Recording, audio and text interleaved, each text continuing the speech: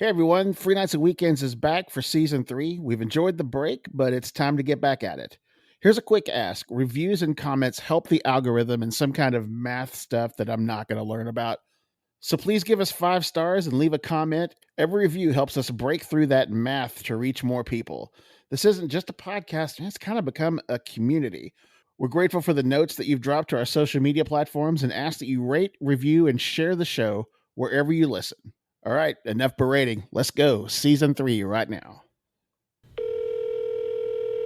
Hi, this is Scott. Yes, this is Dan Adams. I just missed a call from you. Dan, I'm going to tell you something, my man. I got your picture from the internet. Like, I'm looking at all the people in that area of New York. All right, this is the guy I want to talk to. Look, I have a podcast, and I got a couple of smart-ass questions about the Amityville Horror House. Do you have a second? Yeah, whatever you need. I just want to ask a question about the house from a local. What are you looking to find out about it? I just want to know, that thing sells a lot. Why do people keep moving out of it? Oh, it's over the years. It's, I mean, listen, it's got a stigma. There was people that were in there for a while. They've changed the look of it.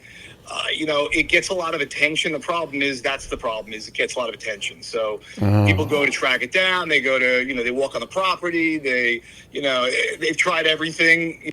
Actually the people that bought it that were there before these people. And, I grew up the town over in Massapequa, one, town away. So I know the house very well. And that's usually been the problem, is people just kind of, disturb them, want to see the house, want to walk through. And, it's just a regular house. What kind of nut would want to walk through that thing? Honestly, anybody into horror films, anybody into, mass murders. I mean, there was, crazy thing happened. That's where the story came from. The realtor just said to me, anyone into mass murderers. Yep. Yeah, I mean, listen, they're getting the same one with the Massapequa, the Gilgo Beach guy now. Oh, yeah. Well, look, I just wanted to hear. Both areas are amazing. I mean, they're great areas. The values are awesome. But, I'm going to tell you something, man. That house was so cool with the boathouse right there on the water. I'd put up with a ghost to live there.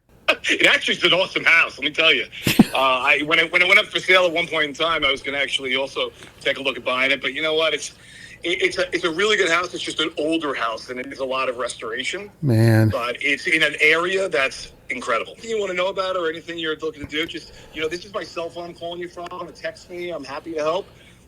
No problem. Man, I appreciate that so much. Give everybody your name and where you work. Dan Adams, EXP Realty. I own the office. It's over in Wantaw. 516-729-8288. Anybody has any real estate information they need? I just wanted somebody with boots on the ground with an accent like yours about this call. I got an accent, right? Long Island accent? Yep. Appreciate your time, buddy. All right, buddy. You got it. Thanks. Take care. Bye-bye.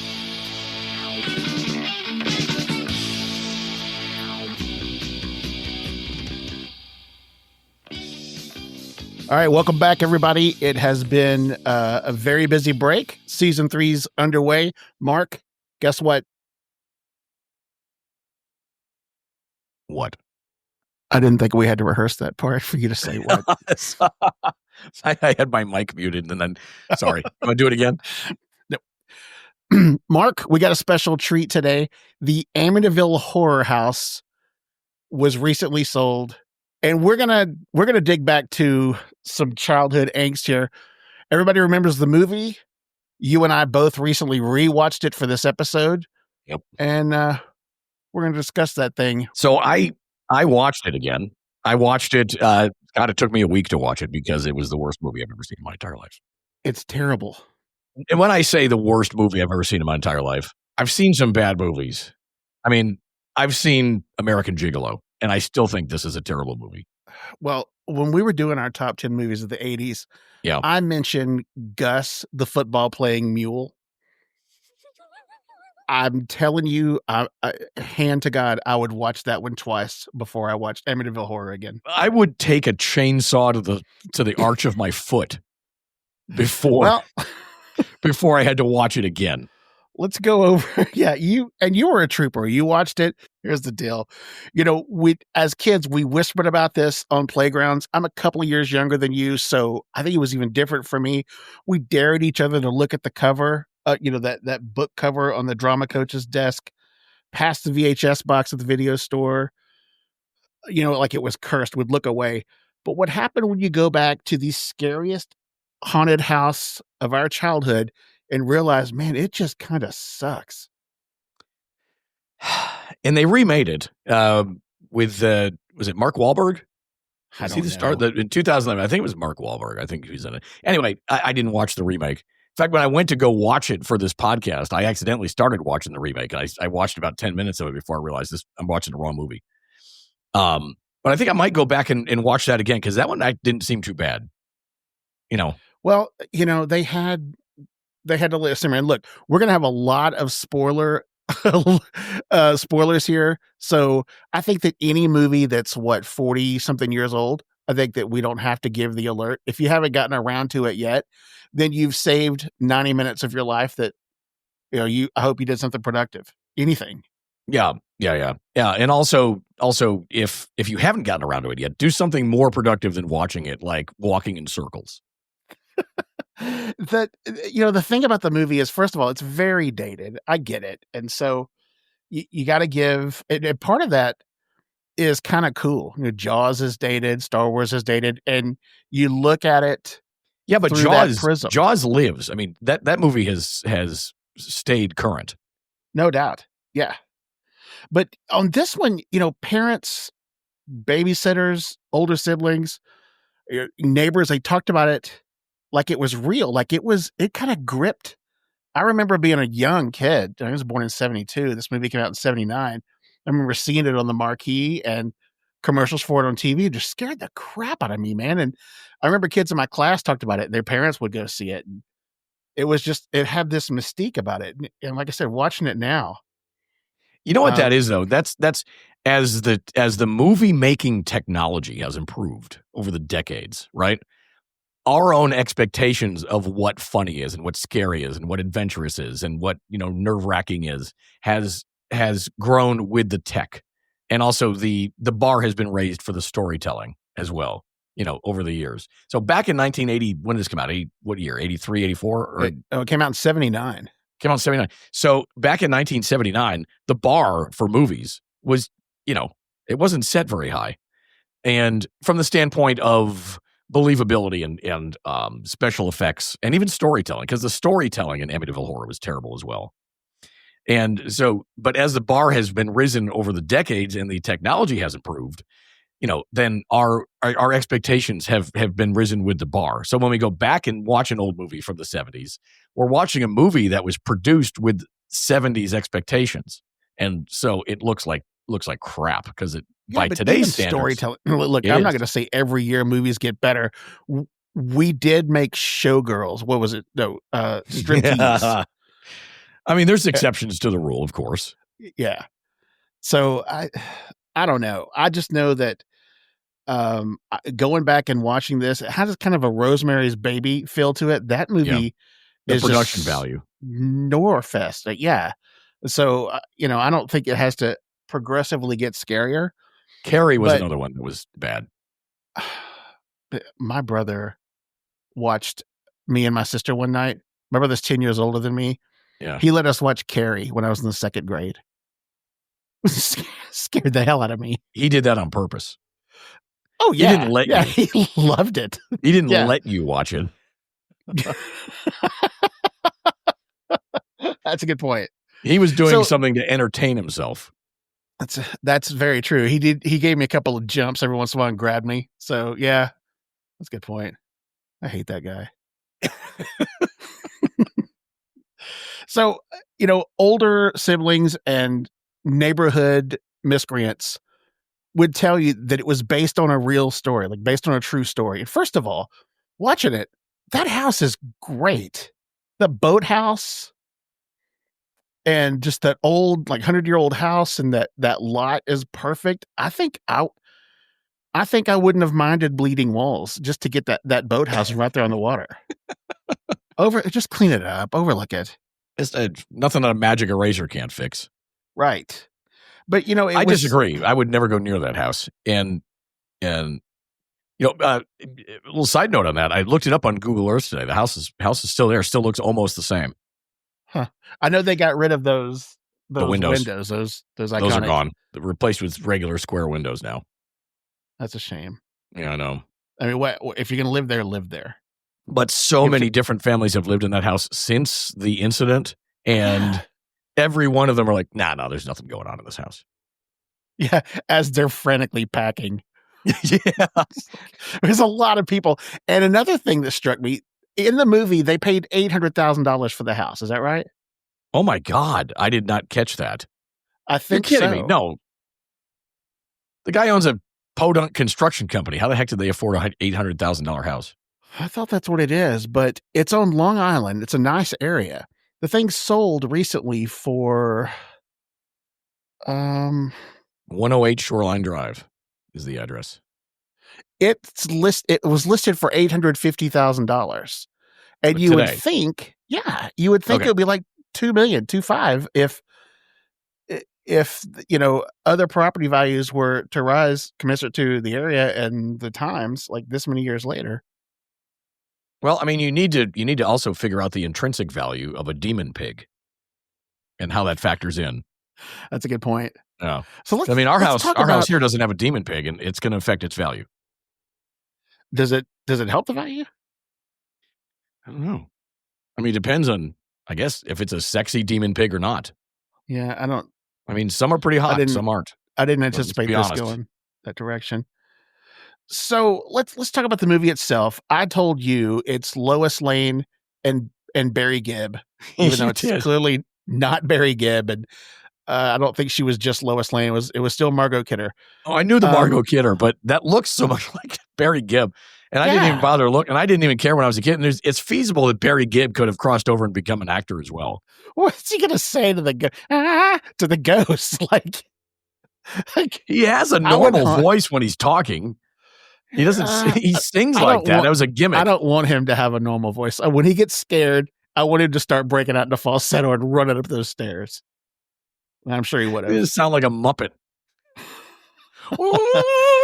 So they show who's James Brolin. It's not Barry Gibb. It's James Brolin, and his descent into madness was mostly just him getting grumpier and grumpier in that flannel shirt, just kind of staring at the wall. Yeah, and having bedroom problems as well. Right, here's the deal.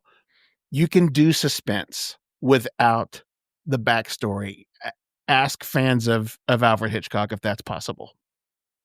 That scene hit me hard. I felt really bad for him in that scene when they were in bed and he couldn't perform.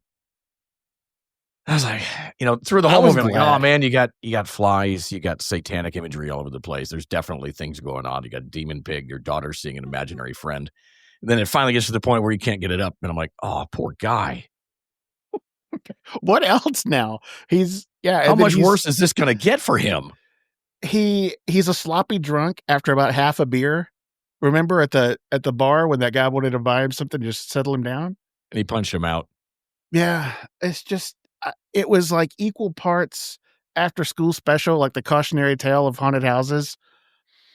I was waiting for Krista McNichol to be in one of the scenes. Well, didn't happen though. So we were scared as kids of this movie. It became a myth, the urban legend plus true story equals terror. Kids didn't have Google, so rumor was everything. And it kind of had its own mythology. And we had, we learned to build legends through scraps, VHS, the grain, all that stuff. But I never rented it, but I had friends that saw it, and it was just known as this timeless classic horror film. Because it was real. Or it was supposedly real. I mean, even to this day, the people that lived in that had the actual things, the actual Lutzes, still insisted that all those things actually really happened. And I don't think they did. I'm in the camp that none of that happened. Although in the movie, the reason it happened to the Lutzes and may not have happened to anybody else is because James Brolin's character looked like the guy that killed everybody. Way back when. So the demon liked him or something. I don't know. Because he looked like the original dude. Well, so the demon. The couple that were their friends that go down to the basement, and the chick just grabs a pickaxe and starts banging on their wall. Mm-hmm. It's in there. It's like, I can't imagine anybody doing that. And then and then they get through. You never get the payoff. You never get to see really what's in behind the wall. But you just, You see the based look their on their expressions. faces though when they look at what's in behind the wall. So yeah, okay. And I mean, honestly, I think that's a good mechanism for horror. A lot of times, mechanism for saving $70,000 on special effects. Sure, granted, but I think in a scary movie, a lot of times it's what you don't see that's scarier. And so I kind of agree with the decision to not see what's in the wall. Because it's almost scarier seeing the look on their faces while they're seeing what's in the wall. And then you're forced to use your own imagination, which you're probably imagining something far worse than what the movie producers would have actually put in there. Well, I guess I'm falling into the trap that you said people do by basing, modern or more recent movies, because in the scene where they open the Ark of the Covenant and Raiders, you don't see what's in the Ark at first, but you see their faces. Some of them melting. And so, I mean, eventually they show you what's coming out of there, but the real terror there is their faces looking at it. So I guess I get your point. Yeah. It's just a mechanism for portraying. Sometimes the scariest thing is realizing your childhood nightmares were just kind of boring. Well, nightmares are, your own imagination is far worse than anything anybody else is going to come up with. Right. So, they say in real horror movies, I think that Rosemary's Baby was supposed to have affected Mia Farrow. Was Mia Farrow in that movie? I don't know anything about Rosemary's Baby. Yeah, I never saw whoever the actress was. Mm-hmm. And then Linda Blair was messed up after The Exorcist. She was, like, for real? Yeah. Yeah, she did years of therapy and it messed her up. Really? Just for making it? Okay. Yeah, that was pretty wild, that movie. I mean, that's interesting because when I was a kid and I was watching a horror movie, what would get me through it is I would always expand the movie, like you have this horrible, violent, horrible axe murder scene going on, but in my head, I would expand it and I would see all the camera guys and the sound engineers and the director and everybody sitting there. And, just outside the field of view of the camera is all the production crew, and that's not really happening. Do you do that with smut films? No. Okay, that kind of ruins it. No. And mostly because I've never watched more than 30 seconds of a smut film. Yeah, I hear that sometimes you get the job done. So here's the deal. Another thing about talking about other actresses that have gone through the problem. Margot Kidder kind of lost her mind later. Now, I was reading her Wikipedia page, which kind of reads like a grocery list. And then she had a car wreck. And then the guy lost her mail. And it's just like kind of a list of things that are annoying that happened to her. But she literally, years later, lost it and was found wandering in a guy's yard in California. And she had written her, according to that, I shouldn't laugh at this. According to this, she had written her biography. And it was over a 3-year period. And her computer got a virus and she lost it all. And went out to California because there was a data retriever company there that was going to be able to pull it off of her hard drive, and they couldn't get it. And that's when she went through a manic episode and just lost her mind. Was running naked through a yard and and in her defense, if you've ever lost something on a hard drive, I feel you. I totally get it. I'm with her on this. Yeah. I would be on Entertainment Tonight as the lead story, local man loses mind after computer crashes. So I get it. And then she wound up in a loony bin, and it was a big deal. And then later on, a guy was able to retrieve the stuff off her hard drive. Oh my God. So it was all for nothing. Oh, here it is. I got it. Yeah. Oh gosh, all that stuff I did. Margot. Uh-oh. Yeah. Not to make this too heavy, but she killed herself with alcohol and drugs because that manic episode just went way too far. And again, I did not know that. Yeah. Again, I'm not throwing stones. I've lost stuff on a computer before, and it's tempting. Yep. So 1,000%. What are you going to do? Nope. You're going to break stuff. What are you going to do? Mazel tov to the family that moved in, I hope. I hope things go well for them. I wouldn't go to the basement. Can we talk about the end of that movie where Brolin goes down to get the family dog? Look, they already beat it out of that house. They didn't pack anything. They went back for the dog. For what it's worth, I would have gone back for the dog myself. I would have. I like dogs more than I like people, and I would have and struck a match. He stopped the van in the middle of the road, 100 yards away from the house. I don't get why they didn't drive back to the house. Because he didn't want the kids with the pig. I guess. I don't know. But he ran back in the house to get the dog, and he fell in that pit of, what was it, ketchup pit? Yeah, it was ketchup or red molasses or Kool-Aid or something. Maybe it was sriracha. It was it was slow motion. It was silly. Where did all that blood come from? Like, it doesn't make sense. Like, yeah. He fell into a pit of sriracha, and the demon went, finally. Yeah, I don't know what it is, but I know they made about 12 different Amityville movies. There's the Muppets Go to Amityville. There's 3D. There's a bunch of them, and I'm not going to see any of them. I'm not going to either. All right. Yeah. I think I wish the movie were better. This would have been a better episode, or certainly a longer episode. You always say that. You always think we have crazy, stinky episodes, and they end up great. Well, but I mean, we're trying to make a good episode out of a terrible movie. It is a terrible movie, and I don't know how to polish this. Let's go back to the end of the movie for a quick sec. So, like most horror movies end with everybody dead, and the camera kind of pans back, and the credits start rolling, and this horrible somber music that makes you want to get drunk starts rolling, and you're like, wow, they're all dead. Or are they dead? Or are they demons now themselves? I don't know. But in the Amityville Horror, the guy goes back, gets the dog, and you're like, don't go back in the house. You're going to die. He goes back in the house. Barely anything happens. The door slams behind him. Goes downstairs, falls through the stairs into the sriracha pit. Nothing really happens. The dog pulls him out. He's like, oh, thanks, Harry, the dog. And they walk out of the house, and they go back to the van, and Margot Kidder goes, oh, thank God. He gets in the van. They drive away. And then the credits roll.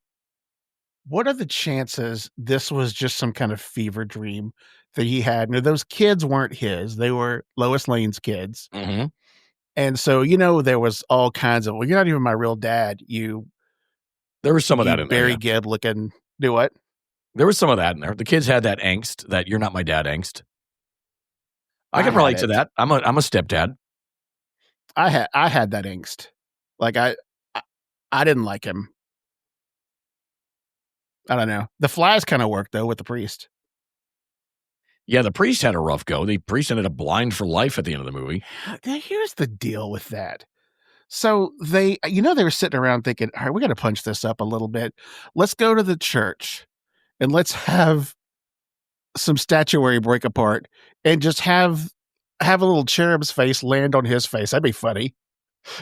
Why not? You get this crappy horror movie. Let's throw in a little Three Stooges style pie throw in slapstick. Yeah, that didn't work. If they were going to break the script, they should have had some of the family members get killed. That would have been better. I wish I was kind of rooting for all of them.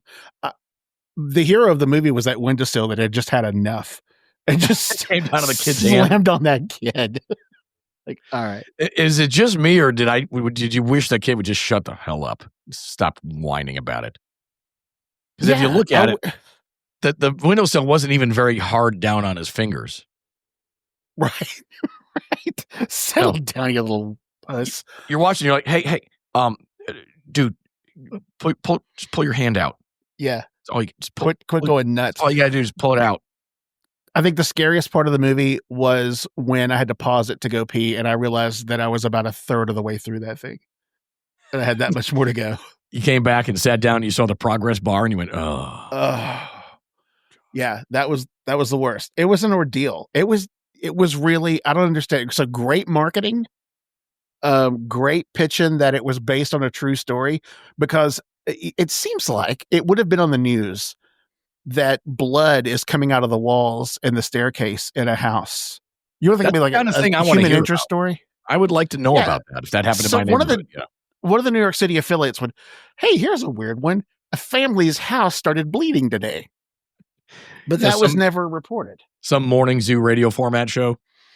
Or anything. Yeah, like Bob, take a load of this. This is coming from Poughkeepsie. There's a house in Poughkeepsie. The wall started bleeding.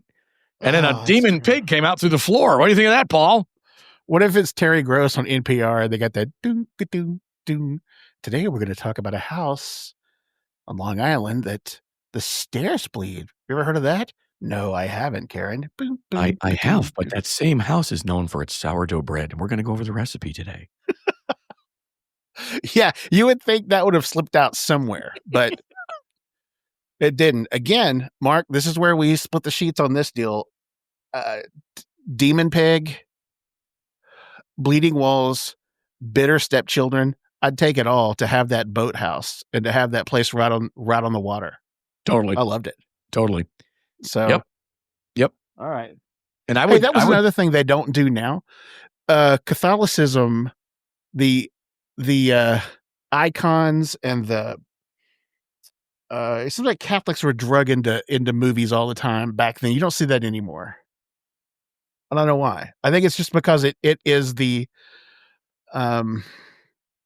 even for like non-believers and people of other religions, they see the collar and that penguin lady that came, they immediately think, okay, so this is the church, capital T, coming to, face the bad guys. And so I don't know. It was just a big collection of garbage. Well, I grew up Catholic. Is Catholicism the only religion that does like demon outings and that kind of, what's it called? Exorcisms? Exorcism, yeah. Or do other do Southern Baptists do exorcisms?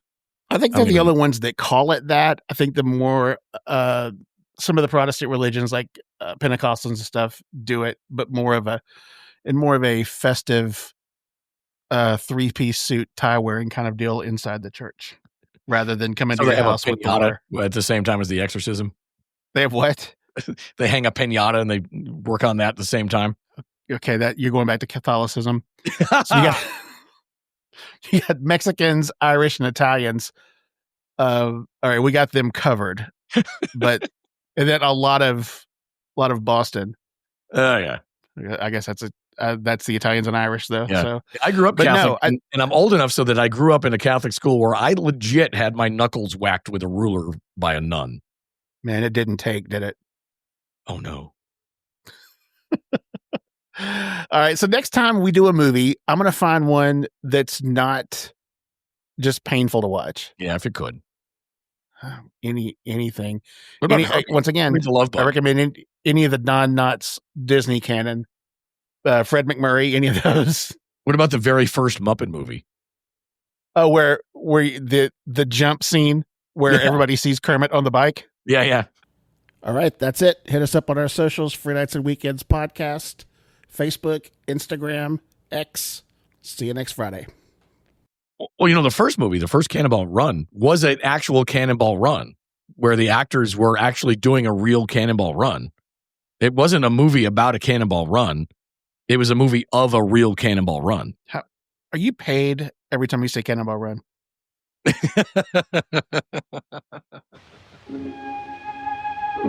It's the kind of house they don't build anymore. A relic of a time when the world wasn't in such a hurry, when there was still time for a little charm and elegance. It has stood empty for a long while, and at the price, it is a bargain. For a growing young family, it is almost too good to be true. What do you think? I love it. James Brolin, Margot Kidder, Rod Steiger in the Amityville Horror.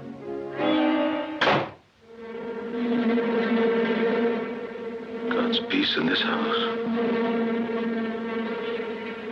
Get out! I'm coming apart! Oh, Mother of God, I'm coming apart!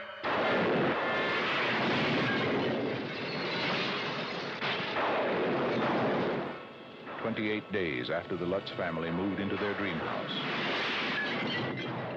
they were running for their lives.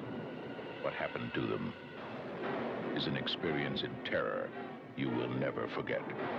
and you will believe in the Amityville Horror. From the best-selling book that made millions believe in the unbelievable, the Amityville Horror.